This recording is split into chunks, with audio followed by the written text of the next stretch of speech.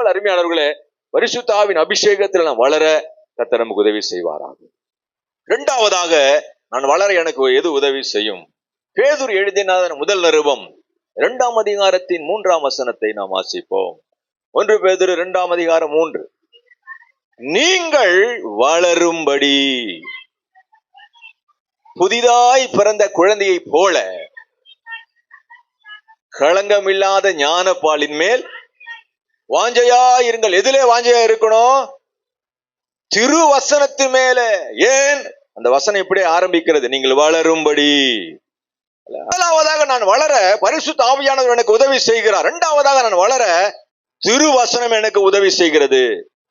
இங்கேயும் இருக்கு, வாஞ்சையோடு அந்த திருவசனமாகிய ஞானப்பாலின் மேல் நான் வாஞ்சையா இருக்கணும்.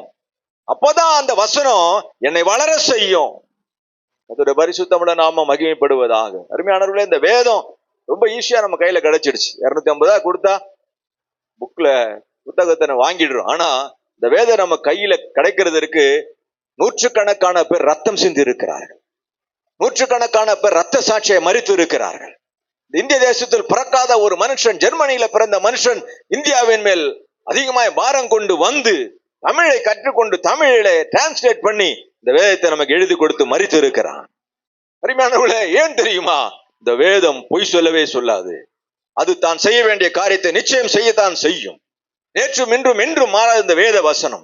பாஸ்டர் சொன்னாங்க ஆராதனை வேளையில, இந்த வார்த்தை ஜீவன் உள்ளது, இந்த வார்த்தை உங்களை ஆசீர்வதிக்கும். அநேகம் அருமையான ஆசீர்வாதங்களை எதிர்பார்த்து கொண்டே இருக்கீங்க. உங்கள் வளர்ச்சியை நீங்க எதிர்பார்க்கிறீங்க, ஒரு ஆசீர்வாதத்தை எதிர்பார்க்கிறீங்க, ஒரு மேன்மையை ஒரு மகிமையை நாடிக்கொண்டே இருக்கீங்க. அதை நீங்க அடைய முடியல. கர்த்தர் ஆவியானவர்களோடு கூட பேசுகிறார். நீங்கள் வளர வேண்டும் என்று சொன்னால் வசனத்தின் மேல் நீங்கள் வாஞ்சியா இருக்கும் பொழுது கர்த்தர் உங்களையும் உங்கள் குடும்பங்களையும் வளர செய்ய வல்லவராய் இருக்கிறார். அல்லேலூயா. ஆலயத்துக்கு ஒரு வேதத்தை கொண்டு வாங்க. ஆலயத்துக்கு வரும்போது வேதத்தை கொண்டு வாங்க. எந்த பகுதி எங்க இருக்குன்னு சொல்லும் பொழுது எடுத்து வாசிங்க. கர்த்தர் சுத்தமான ஒரு நோட்டு புத்தகம், ஒரு பேனால எழுதி பாருங்க. அருமையானவர்களே, நீங்கள் வேதத்தை சுமந்தால் வேதம் உங்களை சுமக்கும். வேதம் உங்களை சுமக்கும். அருமையானவர்களே, எனக்கு எழுத படிக்க தெரியலன்னு சொல்லாதீங்க. ரிக்ஷா ஓட்டுக்கு இருந்த ஒரு மனுஷன் இன்னைக்கு வேதத்தை அழகா பிரசங்கிக்கிறார். ஆந்திராவில் அவர் பிரசங்கித்தார். அவ்வளோ அதிகமா அவர் ஸ்கூலுக்கு போனதில்லை. அவர் ஸ்கூலுக்கு போனதில்லை. ஆனா வாஞ்சேன் என்ன, ரட்சிக்கப்பட்டாரு, ரிக்ஷா ஓட்டிக்கிட்டு இருந்தாரு, ஜெயில பல முறை போயிருந்தாரு. எப்படியாவது பைபிள் படிக்கணும், எப்படியாவது ஸ்கூலுக்கு போலையே, காங்கா சாஞ்சா தெரியாத, பரவாயில்ல ஆண்டவர் சொல்லித்தரான்னு சொல்லி யார்கிட்ட கேட்டு எழுத்து கூட்டி படிச்சாரு. அந்த மனுஷன் பிரசங்கம் பண்றாரு பாருங்க, ஆச்சரியமா இருக்கு. ஏற்கனவே சொல்லியிருக்கேன், ஒரு குஷ்டரோகி ரட்சிக்கப்பட்டாரு. கை இப்படிதான் இருக்கு இன்னைக்கும். குஷ்டரோகத்தில் பல்லு பிரச்சனைக்காக என்கிட்ட வருவாரு. ஆனா அந்த மனுஷன் என்கிட்ட பேசுனீங்கன்னா ஆதியாகமத்தை வெளிப்படுத்தும் விசேஷம் வரைக்கும் அவரு பைபிளே திறக்க மாட்டாரு. ஃபுல்லா மெமரி கார்டு, ஹார்ட் டிஸ்க் இங்க இருக்கு. யாருங்க? ஸ்கூலுக்கு போகாத ஆளுங்க, குஷ்டரோகிங்க. இன்னைக்கும் கை இப்படிதான் இருக்கும், அவர் கை கால் எப்படி ஒருத்தர்கிட்ட பேச. ஆனா வேதத்தின்னு திறந்தீங்கன்னா, ஞானம் சொன்னீங்கன்னா அப் டு 66 புத்தகத்துல எங்கெங்கெல்லாம் ஞானம் வருதுன்னு பேச சொல்லிக்கிட்டே இருப்பாரு. எதை சொன்னாலும் உடனே எடுப்பார். எப்படிங்க அவருக்கு ஞானம்? எப்படி இப்படி வளர்ச்சி வந்தது? மாணவர்களே, களங்கமில்லாத ஞான பாலாகிய வசனத்தின் மேல வாஞ்சையா இருக்கும் பொழுது கர்த்தர் நம்மை வளர செய்ய வல்லவராய் இருக்கிறார். அல்லேலூயா. கர்த்தருடைய வார்த்தை இன்னைக்கு என்ன அப்படின்னு வாஞ்சையா வரணும். எனக்கு இல்லை, என் பக்கத்துல இருக்கவங்கன்னு சொல்லி நினைக்க கூடாது. எனக்கு தான் கர்த்தர் பேசுறார் அப்படின்னு நினைக்கணும். காலையில எழுந்துக்கும் பொழுதே ஆண்டவர் என்ன வசனத்தை சொல்றாரு, ஒரு வார்த்தையோடு கூட எழும்பணும். அந்த வசனங்களோடு கூட பேசும். பாருங்களேன், நான் குளிச்சுக்கிட்டு இருந்தேன் இன்னைக்கு சிறுதாவூர் ஊழியத்துக்கு போடணும்னு சொல்லி, அப்போ ஒரு வசனத்தை ஆண்டவர் எனக்கு சொல்றாரு பாருங்களேன். குளிச்சுட்டு இருக்கும்போது கர்த்தர் பேசுறாரு வசனத்தின் மூலமா. அப்போ அருமையான கர்த்தர், நம்முடைய ஆண்டவர் கண்ணிருந்தும் காணாதவர் அல்ல, வாய் இருந்தும் பேசாதவர் அல்ல, மூக்கிருந்தும் நுகராதவர் அல்ல, கையிருந்தும் தொடாதவர் அல்ல. ஆண்டவர் இன்றைக்கும் பேசுகிற தெய்வமா இருக்கிறார். எதை கொண்டு பேசுகிறார்? ஜீவனுள்ள வார்த்தையை கொண்டு பேசுகிறார். ஆலயத்துல 1 மணி நேரம் மாத்திரம் அல்ல, வீடுகளில் இருக்கும் பொழுதும் கர்த்தரோடு பேச வேண்டும் என்று சொன்னால் வளர்ந்து இருக்க வேண்டும். எதுல? வேதத்துல, வசனத்துல. அபகுக்குன்னு சொன்னா தேடக்கூடாது. புதிய ஏற்பாட்டுல இருக்கா, பழைய ஏற்பாட்டுல இருக்கா, உடனே எடுக்கணும். பிலமோன்னு சொன்னா எங்க இருக்குன்னு தெரியணும். பிலமோன எத்தனை அதிகாரம் இருக்கு? ஒண்ணுதான் இருக்கு. யூதால எத்தனை இருக்கு? ஒண்ணுதான் இருக்கு. ஒரே ஒரு அதிகாரம் இருக்க, எத்தனையோ புத்தகங்கள் வேதத்துல இருக்கு. நீங்க அதை சரியா அறிந்திருக்கணும். சரிங்க அருமையானவர்களே, பாஸ்டர் அழகா சொன்னாங்க, அடிக்கடி நீங்க யாராவது ஒருத்தர் உங்ககிட்ட வரணும், ஜெபம் பண்ணணும். காலம் ஃபுல்லா ஆரம்பத்துல ஒருவேளை உங்களுக்கு உதவி செய்திருக்கலாம். காலம் ஃபுல்லா நம்ம இருக்கக்கூடாதுங்க. நம்ம மத்தவங்களுக்காக ஜெபிக்கும்படி கர்த்தர் நம்மை பலப்படுத்தணும். நான் சொல்றது புரியுதுங்களா? ஆமா. அப்போ அது எது எனக்கு உதவி செய்யும்? நான் வசனம் என்கிற அஸ்திபாரத்தின் மேல் கட்டப்பட வேண்டும். நான் ஆவிக்குரிய மாளிகையாக ஒரு மனுஷன் மேல் அல்ல, ஒரு சபையின் மேல் அல்ல, ஊழியக்காரன் மேல் அல்ல, நேற்றும் இன்றும் என்றும் மாறாத ஜீவனுள்ள வசனத்தின் மேல என் வாழ்க்கை கட்டப்படும் பொழுது கர்த்தர் என்னை வளர செய்ய வல்லவராய் இருக்கிறார். கர்த்தருடைய பரிசுத்தமுள்ள நாமம் மகிமைப்படுவது. இன்னைக்கு பெரிய பெரிய ஆலயங்களை பாக்குறீங்க, பல கோடியில ஆலயங்களை கட்டுறாங்க. எதுல கட்டி இருக்காங்க? சுகத்திலையா, விசுவாச ஓட்டுறதுலையா? இல்லங்க, அவங்க போதிக்கிறதெல்லாம் வசனம் தாங்க. சத்தியத்தையும் அறிவீர்கள், சத்தியம் உங்களை விடுதலையா. யார் அந்த சத்தியம்?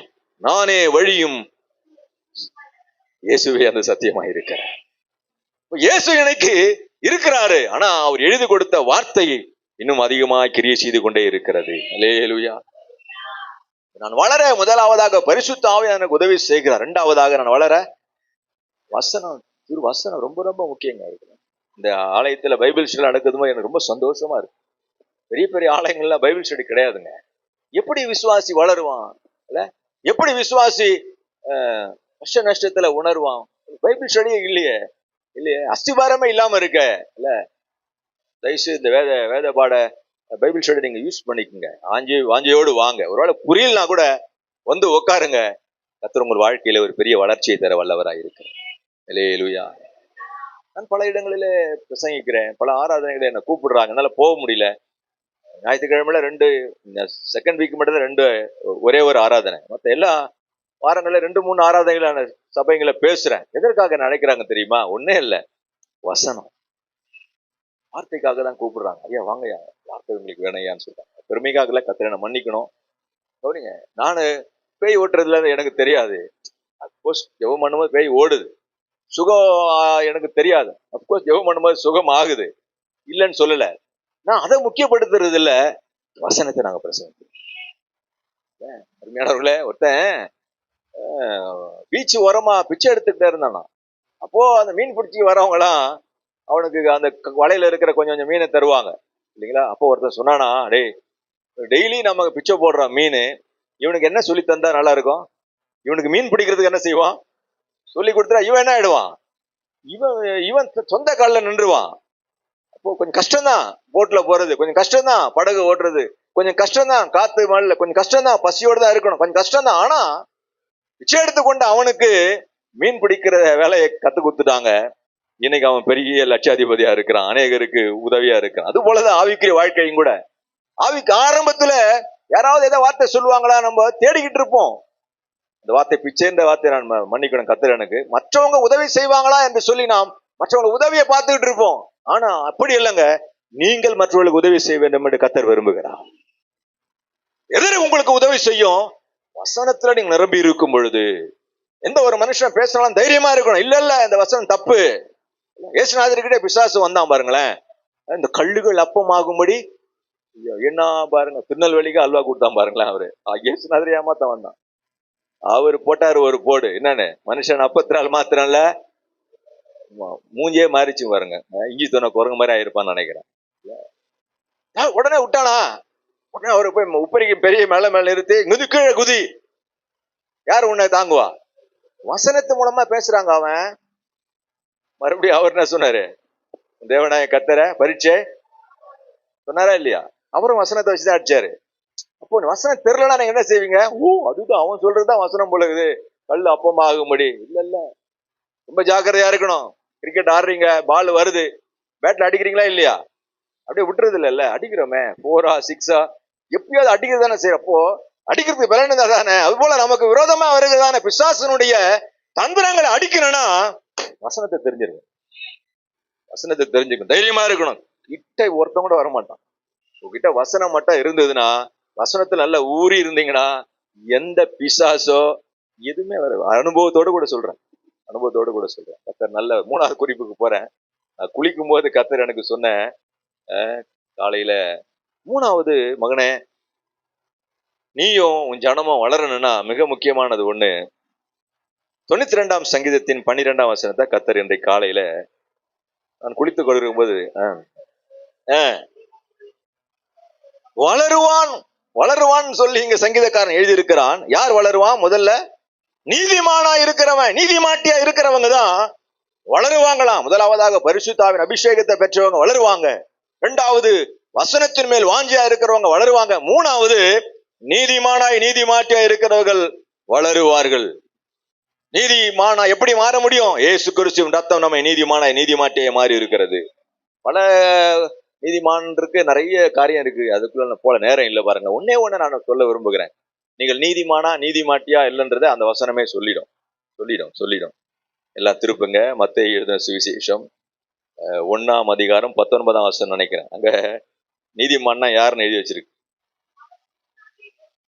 அவள் புருஷனாகிய யோசேப்பு எப்படி இருந்தானா? நீதிமானா இருந்து. இதுதான் விஷயம். நீதிமானா இருந்ததினால அவனுக்குள்ள இருந்த முதல் சுபாவம் அவமானப்படுத்த மனதில்லா. யாருங்க நீதிமான்? மற்றவனை அவமதிக்காதவன், மற்றவனை அவமானப்படுத்தாதவன் தான் நீதிமான், நீதிமாட்டி என்று வேதம் சொல்லுகிறது. யோசேப்பு நீதிமானா இருந்தான். மரியாளை அவமானப்படுத்துகிறதற்கு எத்தனையோ காரணங்கள் இருக்கு. இன்னும் கல்யாணமே ஆகல, அவளுக்கு நிச்சயம் தான் ஆயிருக்கு, ஆனா கர்ப்பவதியா இருக்கா. அவன் அவமானப்படுத்துகிறது 100%. அவங்கிட்ட ரைட்ஸ் இருக்கு, உரிமை இருக்கு, கணவன் வேற. ஆனால் வேதம் சொல்லுகிறது அவன் நீதிமானா இருந்தபடியினாலே மரியாளை அவமானப்படுத்த மனதில்லாதது.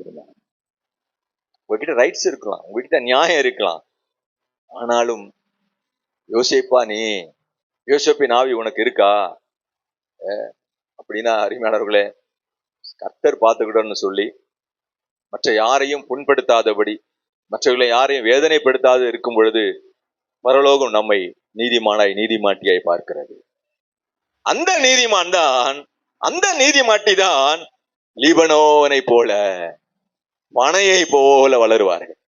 ஊர்ல நிறைய பனைமரம் இருக்கு, கர்த்தர் உங்களை ஆஸ்வதிப்பாராக. நானும் பனைமரம் இந்த ஊர்ல கிராமத்தை தான் பிறந்து வளர்ந்து பாருங்களேன். அது யாருன்னா தண்ணி ஊத்துறாங்க, எப்படி வளர்ந்து பாருங்க. அந்த நுங்கு என்ன டேஸ்டா இருக்கு இல்லைங்களா? அந்த பனம் பழம் இருக்கு பாருங்க, சப்ப சப்ப சப்ப அது. ஆப்பிள் சாப்பிட்டாலும் உடனே 5 நிமிஷம் காலி ஆகணும், என்ன ஆயிடுதுங்க, போயிடுது. இது என்ன, அது எவ்வளவு நேரம் நீங்க சாப்பிட்டாலும் டேஸ்ட், எந்த பழமும் எங்க இருக்காம தெரியல. நான் சாப்பிட்ட வரைக்கும் ஆச்சு, 55 வயசு ஆயிடுச்சு எனக்கு. இன்னைக்கு எங்கன்னா பார்த்தா பணம் பழத்தை சுட்டுருவேன். இது இதுல இல்ல, நல்லா சுட்டு அப்படி பனையை போல வளருவான. தண்ணியை ஊத்தலாங்க, எப்படிங்க பழம் அப்படி பழுகுது? தண்ணியை ஊத்தலாங்க, எப்படிங்க நுங்கு வருது? தண்ணியை ஊத்தலாங்க, எப்படிங்க இலை வருது? வச்சு அந்த இலையை வச்சு வீடு கட்டுறான். அது போல பனையை போல, கேதுருவை போல உங்க வாழ்க்கை வளரணும்னா கர்த்தர் உங்களிடத்தில் நீதியை எதிர்பார்க்க. எதுங்க நீதி? ரட்சிக்கப்படுகிறது நீதி. எது நீதி? தசமபாகம் காணிக்க தட்டுறது நீதி. எது நீதி? பரிசுத்த பந்தி ஆசரிக்கிறது நீதி. எல்லாத்துக்கும் வசனம் இருக்கு. எது நீதி? கர்த்தருக்காக ஊழியம் செய்கிறது நீதி. எல்லாத்துக்கும் வசனம் இருக்கு, நேரம் இல்லை. ஒன்னே ஒன்று நான் உங்களுக்கு சொல்றேன், மற்றவனை அவமானம் பண்ணாதவன், மற்றவன் செய்த குற்றத்தை சொல்லி அவன் மனதை புண்படுத்தாதவன் தான் நீதிமான். அவன் தான் யோசேப்பு. அவனைத்தான் இயேசுவுக்கு தகப்பனாக உலகம் என்னைக்கு பேசிக்கிட்டு இருக்கு. பரிசுத்தமுள்ள நாம மகிமைப்படுவதாக. நாம் வளருகிறதற்கு 3 காரியங்களை நான் உங்களுக்கு சொல்லியிருக்கேன். முதலாவது வளரணும்னா என்ன வேணுங்க? அபிஷேகம், தாகமுள்ளவன் மேல் தண்ணீர். இரண்டாவதாக எது வேணும்? வசனத்துல நம்ம ரொம்ப வாஞ்சையா இருக்கணும். மூணாவதாக எது நமக்கு தேவை? நம்ம நீதி செய்யற அநீதியா இருக்கக்கூடாது. நம்மளை பத்தி சொல்லலாம், அவங்க உண்மை உள்ளவங்க, அவங்க நீதி உள்ளவங்க, அவங்க பொய் பேச மாட்டாங்க. ஒருவேளை தப்பி தவறி கோபப்பட்டாலும் உடனே என்ன செஞ்சிருவாங்க? மன்னிப்பு கேட்டு அப்படி நம்ம வாழும்போது